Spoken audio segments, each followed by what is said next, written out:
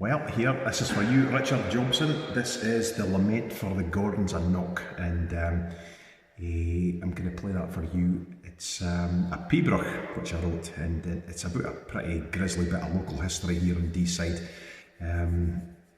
Long-running feud between the Gordons and the Forbeses, but this particular area, amidst kind of pretty much open warfare between the two clans, there was a pretty unpleasant incident in where the 7 Gordon sons from Knock Castle had gone to cut peat on Forbes of Strathgirnick's peat moss, and he'd come up on them. There'd been a bit of a fight, a bit of a stooshy. The 7 sons were all killed. He then decapitated them and tied their decapitated heads to their peat spades. So 7 spades with 7 heads tied to them. A servant was dispatched in Knock Castle to find out why they were late and overdue. Discovered this horrific, grisly scene, flew back to the castle, met the laird at Knock Castle coming down the stairs to be told his 7 sons had been murdered. He collapsed with a shock, broke his neck on the stairs. He'll line is extinguished in one day, so it's pretty awful, but such was the state of Scotland at the time, pretty wild. Late 1500s. Wee while later, the local magistrate, Chief Justice guy in the area, Gordon Abergildy, he rocks up to Strathgirnick House, gets had a Strathgirnick, Forbes of Strathgirnick, hangs him face end rafters. The house is then erased for the landscape. There is not a stone of that house standing to this day. The site to it, it's up at the foot of Craig Phoebe, the Piper's Crag, but you can't find the house there. So, the Lament for the Gordons and Knock.